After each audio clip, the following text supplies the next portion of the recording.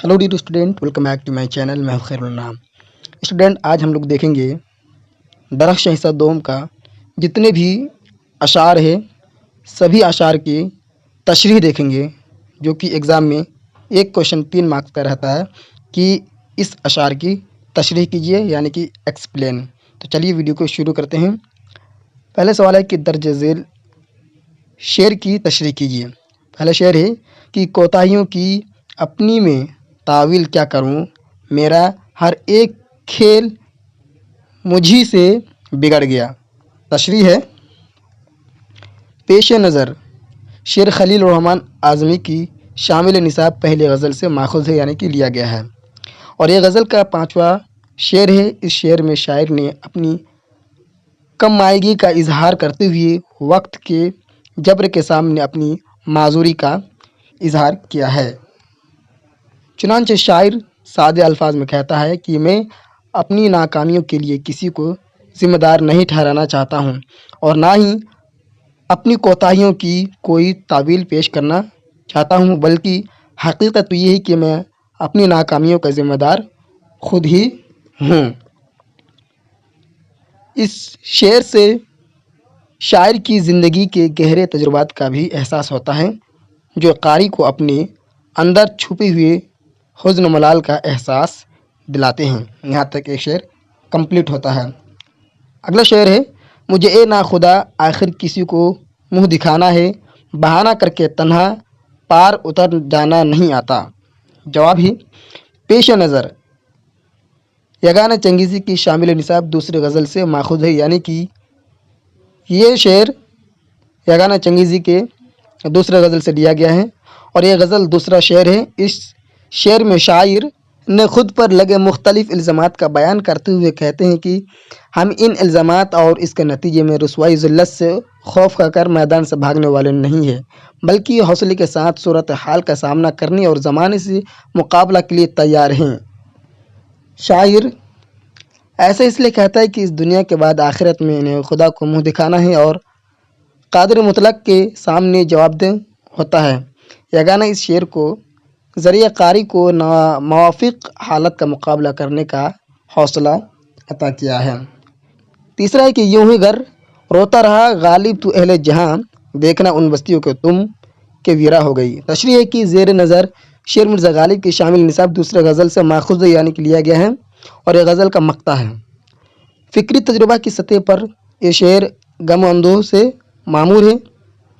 इस शेर में गालिब ने गदर के बाद के हालात की रोशनी में अपनी किस्म पुरसी, बेबसी और कम आयगी का इजहार किया है। गोया इस शेर से एक ख़ास मोड की तर्जुमानी होती है।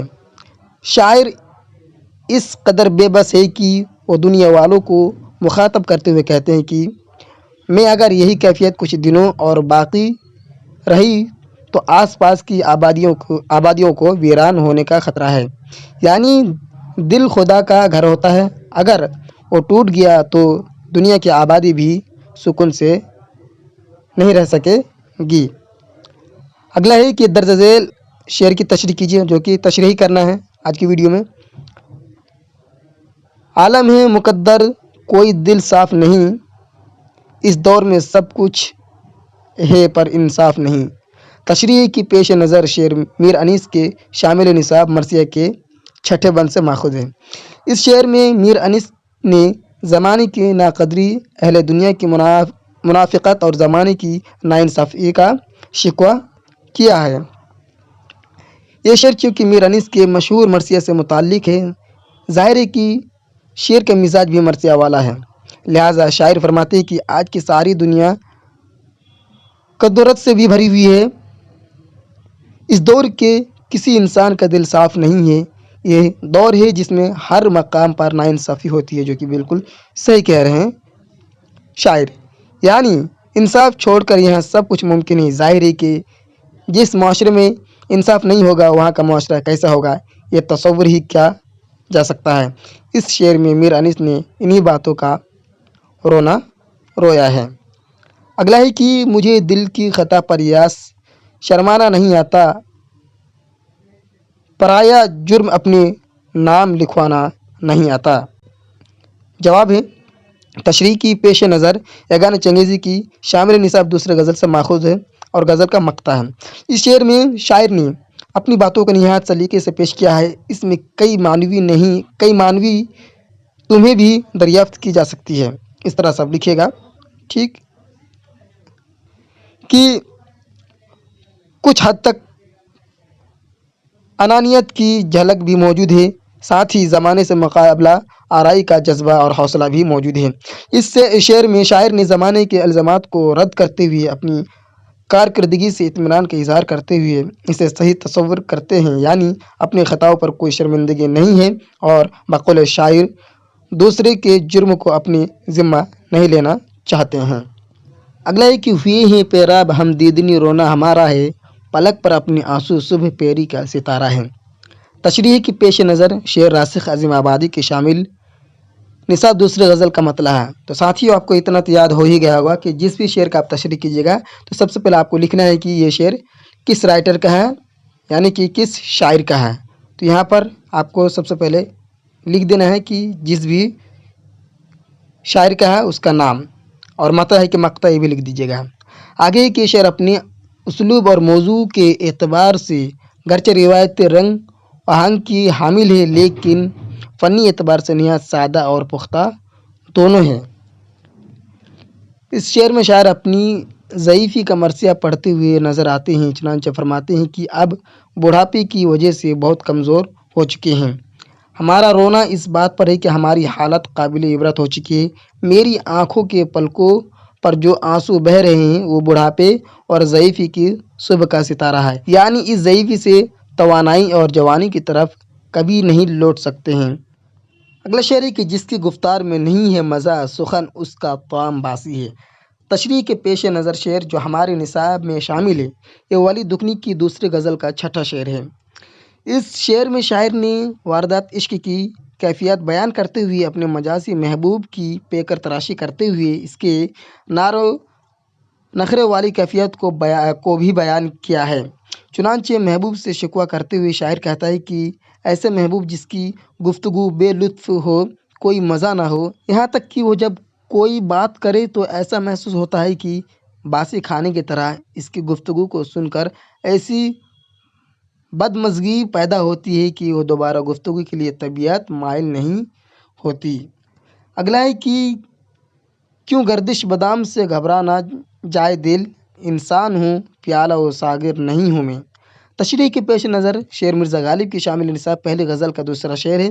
اس شعر پر غور کرنے سے پتہ چلتا ہے کہ اس زمانے کا شعر ہے جب مرزا غالب مغلیہ بادشاہ بہادر شاہ ظفر کے دربار میں رسائی حاصل کرنے کی کوشش کر رہے تھے۔ چنانچہ غالب گردش ایام یعنی اپنی دنیاوی پریشانی سے گھبرا کر حالت کے بے بسی کا شکوہ کرتے ہوئے کہتے ہیں کہ طویل آزمائش سے گزر کر کسی بھی آدمی کا دل گھبرا ہی جائے گا، آخر میں انسان ہی تو ہوں، پیالہ و ساغر کی طرح بے جان چیز نہیں ہوں۔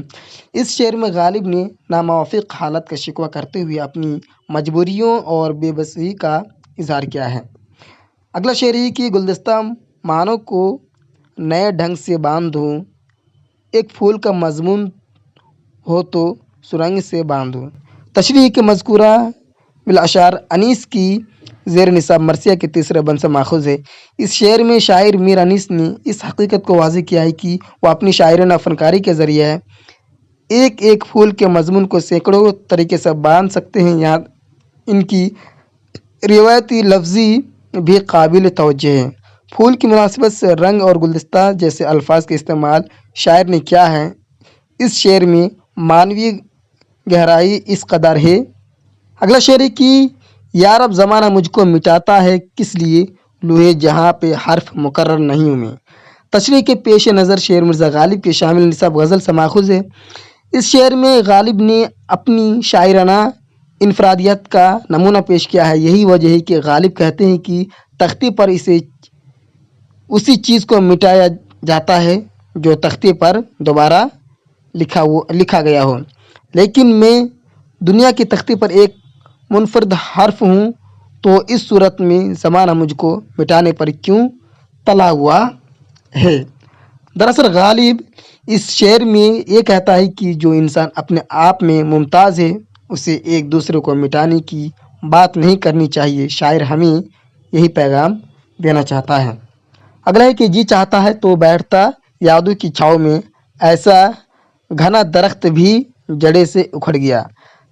तशरीह की मज़कूर शेर खलील रहमान आज़मी की शामिल निसाब पहली गज़ल से माखूज़ है और ये गज़ल का दूसरा शेर है। इस शेर में शायर ने अपनी महरूमी और गम और अफसरदगी का इजहार किया है। शेर में अल्फाज का निज़ाम इस तरह कायम किया है कि इन गमों से मायूसी के बजाय जीने की तहरीक मिलती है।